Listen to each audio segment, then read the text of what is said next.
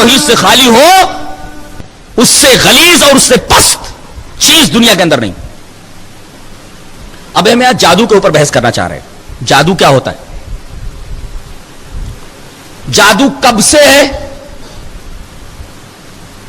سورہ زاریات میں اللہ تبارک و تعالیٰ نے ارشاد فرمایا کہ دنیا میں جتنے بھی رسول آئے ان کی قوم نے ان سے یہ کہا قالوا ساحر او مجنون، یہ تو جادوگر ہے یا پاگل ہے. جتنے بھی رسول آئے، اس کا مطلب یہ ہوا کہ جب سے یہ دنیا بنی ہے، حضرت آدم اس زمین کے اوپر آئے ہیں، ساتھ میں شیطان آیا ہے، تب سے جادو دنیا میں موجود ہے. یہ جادو کی تاریخ ہے. جادو کب سے ہے؟ جادو کی ہسٹری ہے، جو ہسٹری قرآن نے سورہ زاریات کے اندر بیان کی ہے. ما آتا من قبلہم رسول الا قالوا ساحر او مجنون. سورہ زاریات کی آیت ہے کہ جب بھی کوئی رسول دنیا میں آیا تو اس رسول کی قوم نے یہ کہا کہ یہ جادوگر ہے. اس کا مطلب جب سے رسالت کا اور نبوت کا سلسلہ زمین پر جاری ہوا، سحر تبھی سے ہے. یہ ہے سحر کی ہسٹری اور جادو کی ہسٹری. کوئی پوچھے کہ جادو کب سے؟ بولو جب سے آدم دنیا میں آئے تب سے جادو ہے. اچھا، جادو کا اثر کیسے ہوتا ہے؟ جواب اس کا یہ ہے کہ اللہ تبارک و تعالی ہی نے جادو کے اندر اثر ڈالا ہے. جیسے بچھو کے اندر زہر ڈالا ہے، ایسے ہی جادو کے اندر برے اثر ڈال دیے ہیں.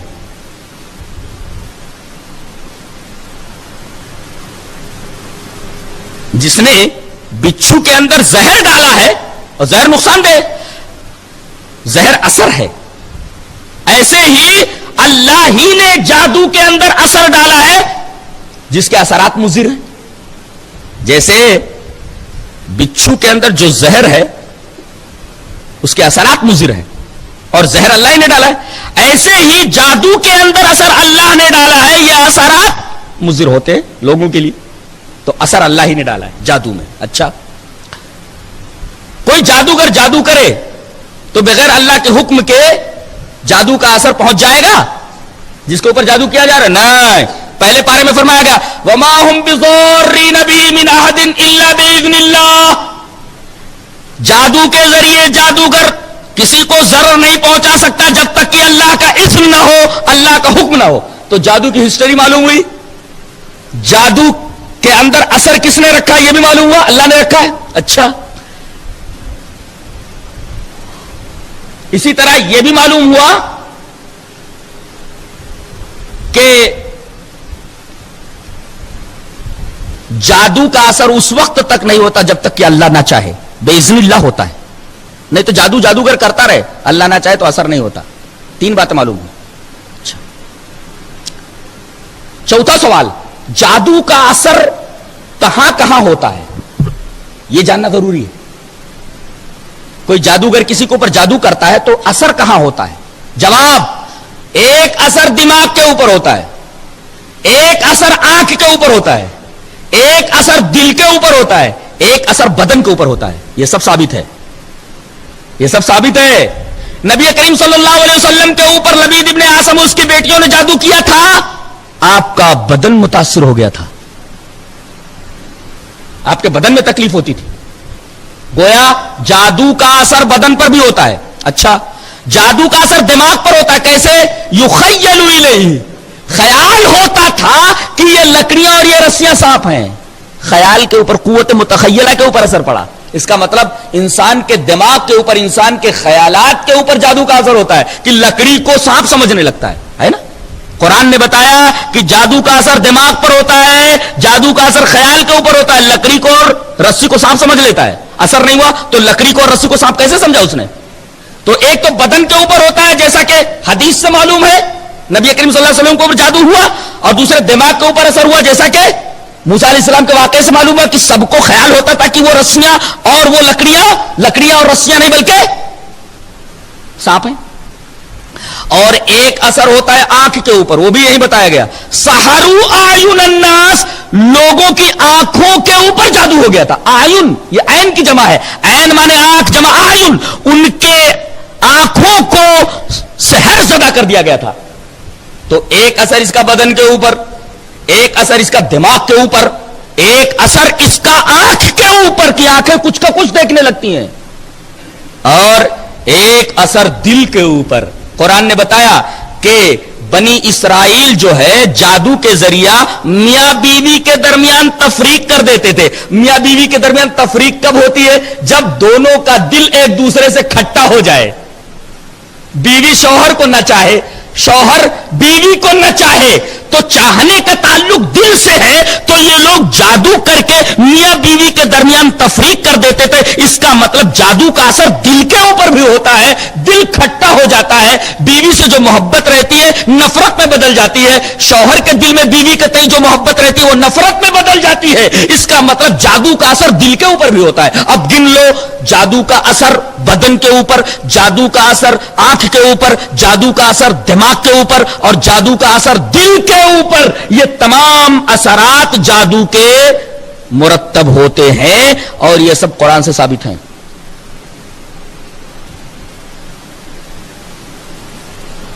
کیا کیا باتیں معلوم ہوئی؟ جادو کی تاریخ معلوم ہو گئی. جادو کب سے ہے؟ قرآن سے معلوم ہوا. جادو کے اندر اثر کس نے ڈالا؟ اللہ نے ڈالا. جادوگر جب چاہے کسی کو تکلیف پہنچا سکتا نہ ہے, اللہ کا اذن ہونا چاہیے. جادو کے اثرات کہاں کہاں ہوتے ہیں؟ انسان کے بدن کے اوپر, انسان کے دماغ کے اوپر, انسان کی آنکھوں کے اوپر, انسان کے دل کے اوپر. یہ رہا جادو کے اوپر ایک سرسری تبصرہ. اس کے بعد فرعون کہتا ہے کہ ان کو سزا دی جائے, پہلے ٹارچر کیا جائے, اس کے بعد سولی دے دی جائے. دعا کرتے ہیں. کیا دعا کرتے ہیں؟ اللہ اکبر. جب ایسی مصیبت کسی مسلمان کے اوپر آ جائے, مومن کے اوپر آ جائے, تو بتایا گیا کہ کیا کیا جائے. کسی مصیبت میں پھنس جائے ناحق, تو کیا کرے؟ دعا کرے. بس ایک ہی راستہ رہ جاتا ہے, اللہ اکبر. کسی مصیبت میں ناحق پھنس جائے, چاہے اس کے اوپر ٹارچر کیا جانے والا ہو, چاہے اسے سولی دی جانے والی ہو, جان سے ہاتھ دھونا پڑے اس کو, ایک ہی طریقہ رہ جاتا ہے. اللہ تبارک تعالیٰ نے وہ طریقہ بتایا ہے. ایک ہی کام کرنا ہے, بس تم کامیاب ہو جاؤ گے. کیا؟ ایک دعا کرو. وہ دعا جو جادوگروں نے کی ہے. کیا دعا ہے جادوگروں کی. اب جادوگر کہاں رہے گا؟ وہ تو مومن ہو گئے سچے پکے. تو وہ جادوگر جو مومن ہو گئے, اب یہ بولو ان کی دعا کیا ہے؟ ربنا افرغ علینا صبرا وتوفنا مسلمین. اے رب ہمارے اوپر صبر کو انڈیل دے. یہ نہیں کہا کہ ہمارے اوپر صبر نازل فرما, اس لیے کہ یہاں ربنا افرغ علینا, ایک تو افراغ ہے. افراغ کسے کہتے معلوم ہے؟ یہ سمجھو پانی سے بھری ہوئی ایک بوتل ہے. اب میں کیا کرتا ہوں, پانی کی بھری ہوئی اس بوتل کا ڈاٹ کھول کر کے پورا کا پورا پانی اڈیل دیتا ہوں لاؤڈ اسپیکر کے ماؤتھ کے اوپر. اڈیل پورا پانی خالی ہو گیا. اب بتاؤ, پوری بوتل خالی ہو گئی, یہ جو ہے ماؤتھ ہے جو لاؤڈ اسپیکر کا, یہ پورا بھیگ گیا کہ نہیں؟ اس لیے کہ پورا پانی خالی ہو گیا. افراغ مانے اڈیل دینا. کیا لفظ ہے. تو اے اللہ صبر نازل نہ کر, بلکہ صبر کو اڈیل دے کہ سر سے پیر تک صبر میں نہا جائیں. اگر سر سے پیر تک صبر میں نہا گئے تو دنیا کا کوئی ٹارچر ہمیں اپنے موقف سے ہٹا نہیں سکتا. ایک دعا کرو اللہ سے, ربنا افرغ علینا صبرا. اگر دل سے یہ دعا نکلی ہے تو ٹارچر کا کوئی احساس نہیں ہوگا, سولی کا کوئی احساس نہیں ہوگا. یہ بتا دیا گیا ہے. اور یہ بھی دعا کی انہوں نے, اے اللہ موت آ جائے تو اسلام کے اوپر موت دینا, وتوفنا مسلمین. موت آئے تو اسلام کے اوپر موت آئے. انسان کی کامیابی کا راز اسی میں ہے کہ جب تک زندہ رہے, ایمان اور اسلام کے اوپر زندہ رہے, موت آئے تو, وفات اس کی ہو تو اسلام کے اوپر ہو. یہ دعا تھی جادوگروں کا.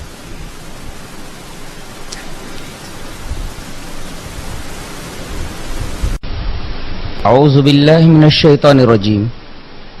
اس کے بعد بسم اللہ الرحمن الرحیم.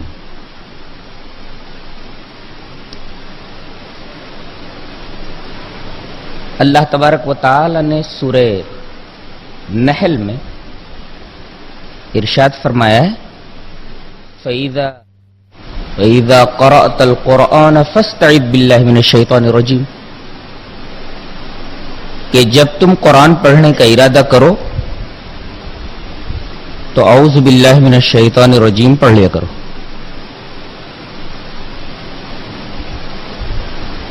یعنی شیطان رجیم سے اللہ کی پناہ چاہ لیا کرو. اس کے بعد بسم اللہ الرحمن الرحیم پڑھی جائے.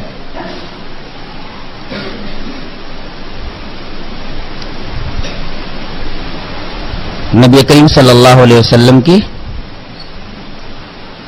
حدیث کی تعمیل میں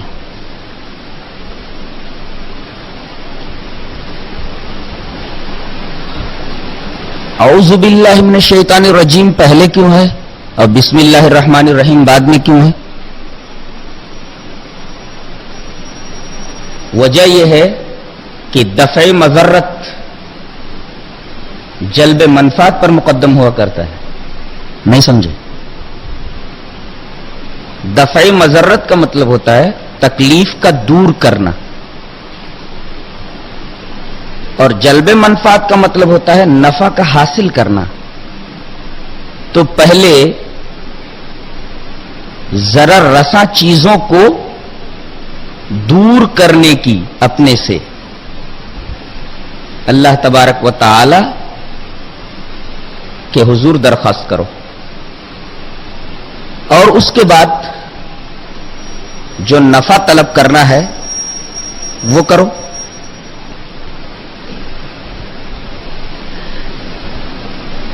اور عام طور پر دنیاوی کاروبار میں ہم یہی دیکھتے ہیں. مثلا جب کھیت میں بیج ڈالنا ہوتا ہے تو پہلے ہم کھیت کو خس و خاشاک سے پاک کرتے ہیں، یہ ہے دفع مضرت. اس کے بعد بیج ڈالتے ہیں فصل کی امید میں، یہ ہے جلب منفعت.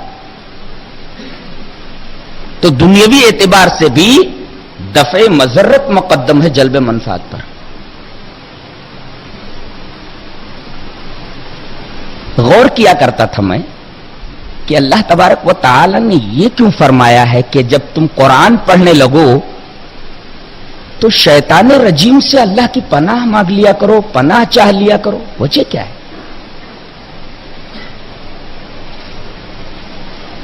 تو یہ جان لیجئے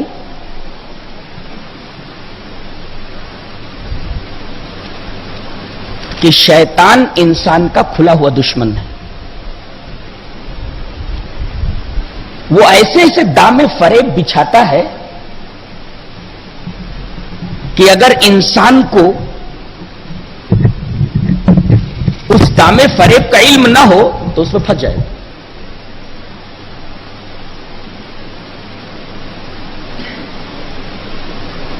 اور قرآن حکیم ان تمام فریب کاریوں کا پردہ چاک کر دیتا ہے.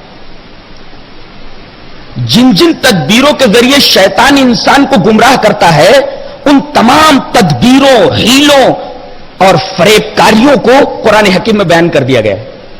اب کوئی آدمی قرآن حکیم کو سمجھ کر اگر پڑھ لے تو اسے شیطان کے سارے